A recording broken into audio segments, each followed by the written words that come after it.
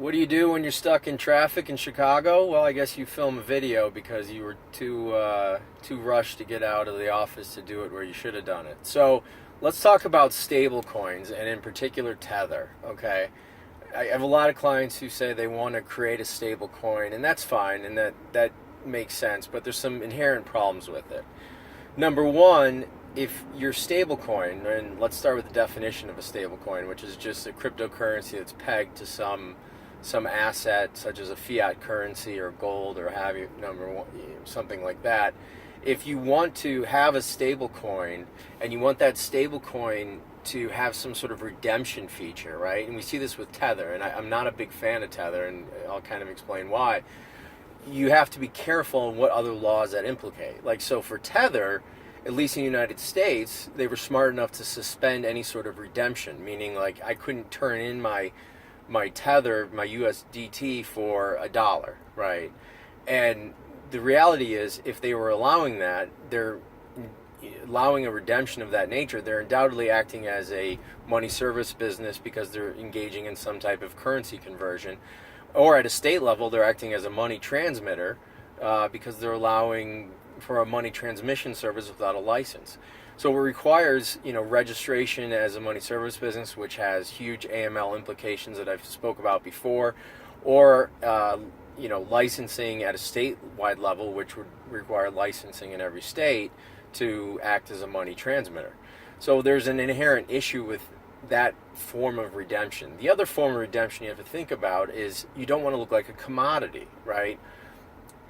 And if you're going to peg a cryptocurrency to an asset, such as gold, for instance, and have that cryptocurrency act as a store of value or a depository receipt, if you will, for that particular asset, well, you have the prospect of looking like a commodity in the sense that a futures contract is nothing more than a contract to receive goods at a date and time in the future, right?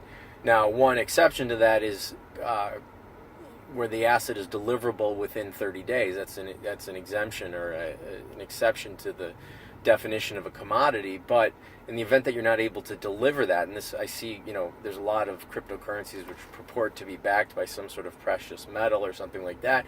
And to the extent that you can't physically deliver that within 30 days, well, then you're acting as a commodity and you're selling commodities, and you're not a commodity trading advisor, you're not a commodity pool operator, you're not registered with the NFA, you've got a whole host of issues, and much like with ICOs, you trigger a whole regime of law, in this case, the Commodities Act.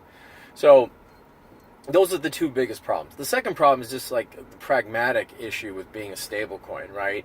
I mean, the question is, why would you want to become one and then try to list the token for trading, right? If it's truly pegged, especially to a currency, or an actively traded asset like gold, well, what trading activity are you actually expecting? And why would anybody buy the cryptocurrency when they could just go trade the underlying stable currency, right? Like, so with Tether, why would I trade Tether when I could trade the dollar, right? It doesn't make any sense. And it's just price imperfections, which I get. You can take advantage of those price imperfections if you're into the Forex world and the crypto trading world. But the fact is the spread or the margins that you're going to see on your trading is going to be minimal because it's constantly linked, or at least in theory should be linked to the underlying asset. So it doesn't really make a great deal of sense. Now, in an ICO context, I can see it if you're creating a token, and that token is a store of value that allows you to buy something on a platform, and whatever that service or that product is on that platform is dollar denominated, for instance.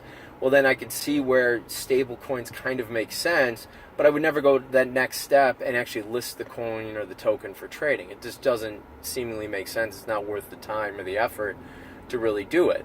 And finally, you have the issue of like redundancy, and you have the issue of I guess bona fide stable coin, right?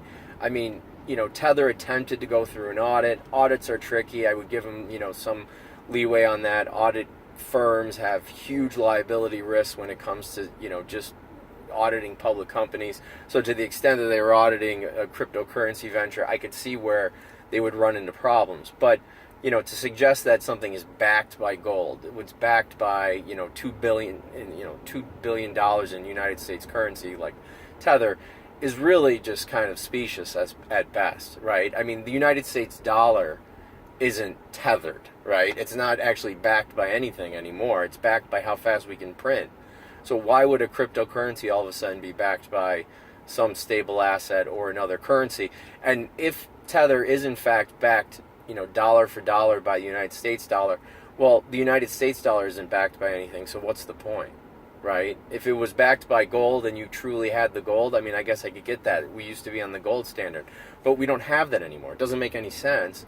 And so the whole concept of, and you see stablecoins with everything from the yen to the Eastern Caribbean dollar now, which is insane, but, it just doesn't make any sense. To replace, like what Ripple has sought to do, to try to create a true virtual currency, right, in place of a fiat currency, sure, I get that, but to have a cryptocurrency lay on top of what's otherwise an unbacked asset doesn't make a great deal of sense. And from a crypto trading perspective, it makes very little to no sense to even engage in any sort of trading, because you can just get into the forex market and it's wildly more liquid. You're getting true price. It's not manipulated, and there's actually some regulation in hand to it, and you can easily access it, with fiat, as opposed to trying to access one of these money transmitter exchanges. So that's my thought on the stablecoin.